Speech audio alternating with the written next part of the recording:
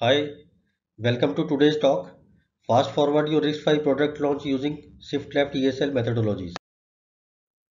Let's first talk about what is ESL. ESL terminology have been used in the industry quite widely in various contexts.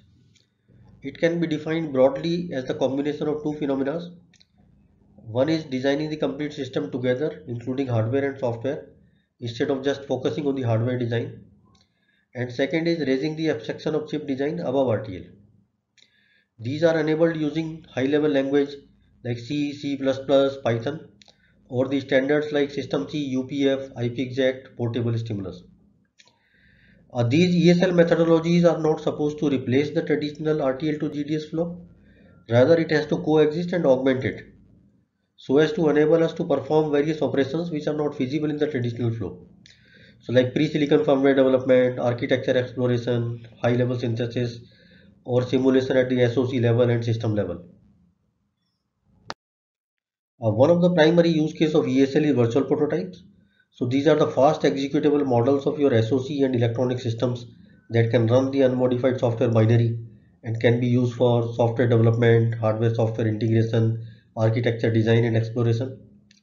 One of the primary benefit it provides compared to the hardware board is that it shortens the overall schedule of the project by enabling the early software development. It also enables the early collaboration between the hardware and software teams, thus eliminating any ambiguity in the hardware-software interface or the specs. It provides improved control and debug visibility, enables fault injection to test your system in the corner case scenarios. Any changes in the specs can be very quickly incorporated into the virtual platforms. You can run thousands of regressions in parallel, and hundreds of embedded software engineers can work in parallel. Virtual prototypes are quite widely used in the domains like automotive, storage, mobiles, and networking, and will also be quite useful for emerging domains like IoT, AI, DL, etc. Another very important use case of ESL is architecture exploration. We develop the cycle approximate or cycle accurate transaction level models of the memory subsystem, interconnects, etc. For this, we have to extend TLM 2.0 for specific bus architecture or network on chip. Thus, we get the performance models which can be used to analyze and optimize the system for latency and throughput. We can get the power consumption data from IP data sheets or the measurements from the past projects, and using UPF 3.0 we overlay this data in the System C and TLM 2.0 models. Thus we get the power models which can be used to analyze and optimize the power consumption for the system for a certain application workloads. There is also an open source framework Gem5 which can be used for architecture exploration, and it can be combined together with the System C models. Another emerging use case is the high-level synthesis. We can implement the designs using high-level language like C, C++, System C, and generate the Verilog using the HLS tool. It enables up to 10 times lesser code, up to 1000 times faster simulation, and using the same input design we can generate multiple variants of the RTL targeted for different technologies or different applications. It bridges the hardware and software domain and makes the software skills and software tools available for the chip designing. Moreover, we can use the existing software implementations as the starting point for the chip design. If we see today, lots of SoC designs are happening in these domains like computer vision, audio, 5G, artificial intelligence.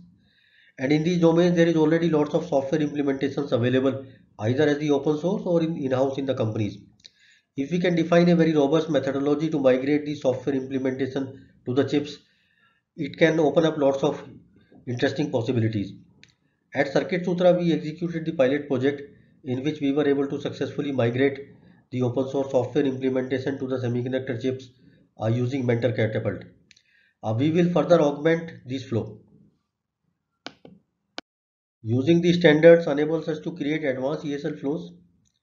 Using the same original code as the starting point, we can refine it to make it synthesizable for HLS or wrap it in the System C and TLM to create the models for the virtual platforms. It can be further combined with the RTL simulations, FPGAs or emulations to create a truly hybrid environment which can be used to create advanced verification setups which can scale from like system level verification to the SoC level verification to the IP level verification. Further, these setups can also be used for advanced hardware software partitioning, for identifying what portion of design can go into hardware and which can run as a software on the processor. Now coming to the RISC-V ecosystem. RISC-V is a new ISA. Anyone using RISC-V must be designing a new SoC and probably a custom processor fine-tuned for a specific applications and enabling the specialized SoC architectures. In such scenarios, ESL methodologies are very important. You will always have a pressing need to have your SoC architecture fully optimized for your target applications to be designed at the minimum cost and within timeline. One such scenario is SoC for artificial intelligence and deep learning, where there is requirement for the specialized processing. Such SoCs have generally thousands of processors with a small number of instructions, and lots of parallelism is required at the data level and instruction level so as to enable massively parallel and heterogeneous matrix multiplications. Also, there is requirement to accelerate specific neural network algorithms. Lots of innovation is done in the memory architecture as well. So memory has to be tightly coupled with thousands of processors, and there is huge bandwidth requirement for the on-chip and off-chip communication. When you are designing such SoC, you need to ensure that it works on all frameworks without software modifications like TensorFlow, PyTorch, etc. People are exploring to use RISC-V processors in the SoC for the edge devices, where the power consumption is very important. So you can imagine all the use cases of ESL are very relevant for designing such SoCs. At Circuit Sutra, we are also conceptualizing some reusable modeling infrastructure for artificial intelligence and deep learning SoCs. We are also defining ESL methodologies and reusable modeling infrastructure for RISC-V ecosystem. For virtual platform, one of the important component is the CPU model. In RISC-V ecosystem, there are various open source instruction set simulators available like Spike Simulator, Whisper from Western Digital or QEMU. There is also commercial grade simulator OVP Sim from Imperas. At Circuit Sutra, we created the System C wrapper around those ISS, which enables the usage of these ISS in the System C based flows. You can also use multiple ISS as a reference for the verification of RTL. Similarly, in the Gem5, there is a basic RISC-V CPU model available for architecture exploration. We are in the process of enhancing it. We are also defining the well-defined procedures for adding the custom instructions to these CPU models. We also developed several reference models and reference virtual platforms, which can be used by companies as a starting point to develop the models of their own SoCs. We already have a virtual platform for Sci-Fi FE310 SoC, and we are in the process of developing the virtual platform for Core V MCU maintained by Open Hardware Group and virtual platform for Core Swerve OLF maintained by Chips Alliance. Today, everyone understands that ESL has to be integral part of the flow, but there are several challenges in the successful adoption. There are limited number of professionals in the industry with the right expertise, as it requires a very unique skills which is a combination of computer science and semiconductors. Moreover, System C is a very versatile language. Using it, you can create the models which are as fast as the real hardware or as accurate as the RTL. So just learning the language is not sufficient. You need to learn the modeling techniques for the specific use case.